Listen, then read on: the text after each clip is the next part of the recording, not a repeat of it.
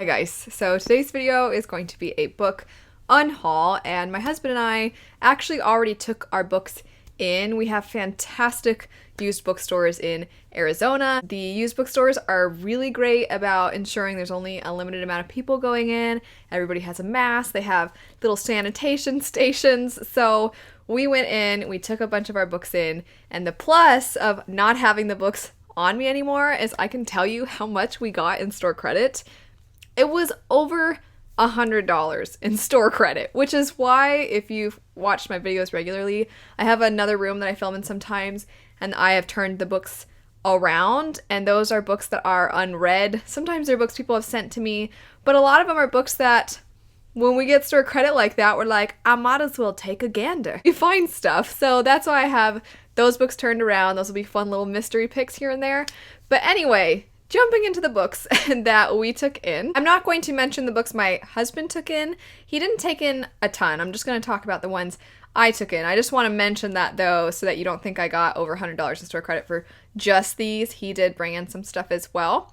But starting with one that I think is going to surprise some people, but ultimately I don't love these, and I could definitely tell I was keeping them from a sense of a completionist type thing, and because I like a lot of the author's other works, and that would be second era Mistborn. I did have the UK editions.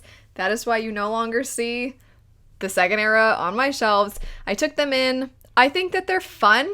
I definitely think they're more fun than the initial trilogy, which is a little bit doom and gloom, but I like doom and gloom. Fun fantasy every now and then is great, but those, I just don't love them the way I love Warbreaker, First Era, Stormlight Archive, and like I was saying, I could definitely tell after a while that I was more keeping them because it just felt, it looks so nice to see all those UK Sandersons in a row, and I was like, I don't really love these, so I figured somebody else will find them, and if they like the UK editions, that'll be an extra bonus. I will be brief about why I took in this next one, because I've already kind of elaborated on it, and that would be Under Heaven by Guy Gavriel Kay. I ended up DNFing this book a little bit before the 100-page mark. It's about 560 so pages, the copy that I had. I'll link some stuff that will explain better why I didn't care for that book if you are interested.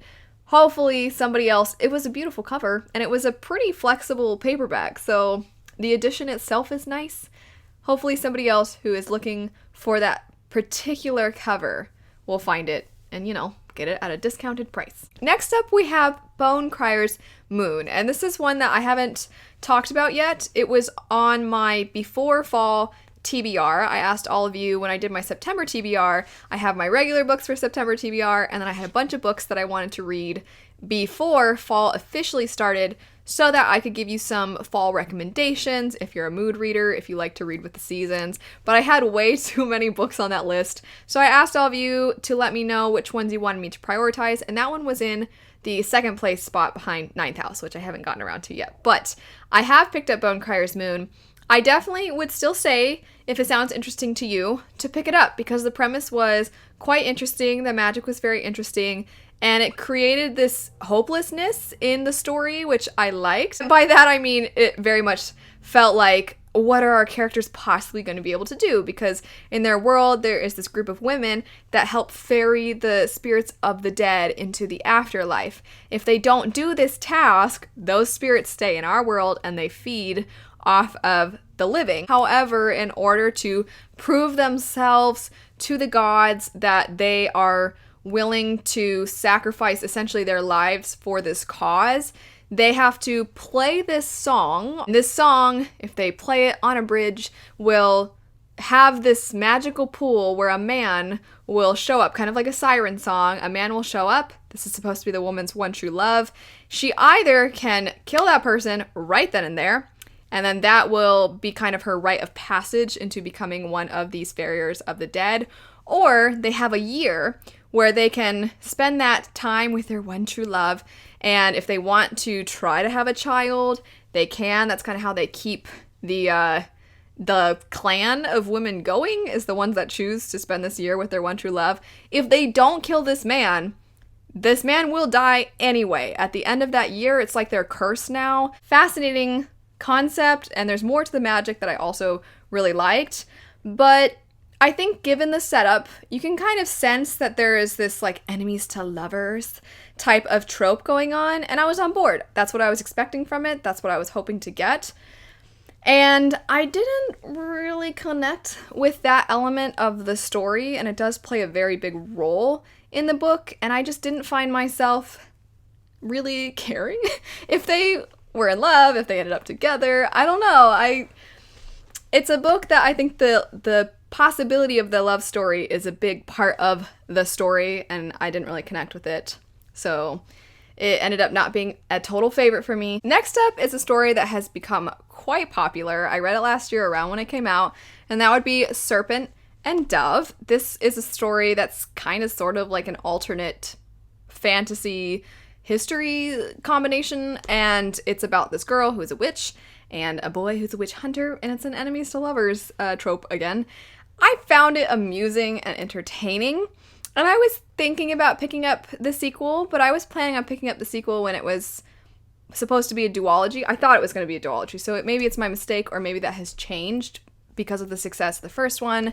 So sometimes publishers will allow authors, they'll kind of tweak the contract, like, oh, well, your book did good enough, so you can make it a trilogy instead of a duology now, things like that. So it's become very popular, but I was thinking it would be like 2 books and done, and I'm not sure I want a whole series with these characters and this plot line. Not saying it wasn't good, but I was just looking to be like entertained for 2 books, and then that's all, because it wasn't an absolute favorite or anything, but I could, please correct me if I'm wrong. I'm almost positive that there's going to be more books in the series. It was alright. I didn't hate it. I had enough of a good time with it, but somebody else will love it. I know a lot of people have absolutely loved it, so I just figured this will be a great opportunity for somebody else to find the book on sale. Next up is a book that I have held on to for so long, trying to decide if I wanted to pick up its sequel. The first one is called Cadaver and Queen, and this is a Frankenstein retelling. It's about a girl who gets accepted into this medical school that typically only accepts boys, and obviously she's a lady, and so she has to face a lot of sexism because they're like, you're a woman, you can't handle seeing us do this autopsy, and they like kick her out of the room, but then they still expect her to perform well. It's just silliness that she has to deal with, and she kind of stumbles upon this body of a boy who was mysteriously kind of disappeared. He used to be a student at this school, and she finds him, and he's not dead, but everybody thought he was dead, and he seemed like he was dead. And then that's kind of the whole Frankenstein part of it. And it had an interesting mystery element to it, but the reason I was holding on to it for so long is because I did enjoy it. I thought it was fun, but the more time I spent away from it, the less I was inclined to go out, get the sequel, and read about it. As I'm talking about it, I remember it being pretty fun, but it was nothing that I'm gonna think back on and be like, oh my gosh, these characters. Next up, we have a lot of the Dresden Files books. So I enjoyed the Dresden Files when I read them. You're gonna probably notice a theme here, that a lot of these books were not books I hated and thought were terrible, minus Under Heaven. Most of these I had a good time with. I thought they were fun, but I'm not that attached. I used to like the Dresden Files more, but I think that my reading tastes, I still crave at times really exciting, really fun, really fast-paced, good old time type stories, but I also really like the ones that hit me in the heart, in the feels, that kind of thing, and maybe Dresden does that later, but there's a lot of books in the Dresden Files series, and there's also a lot of other books I want to read. And I didn't totally love them the way I do some of my other favorites.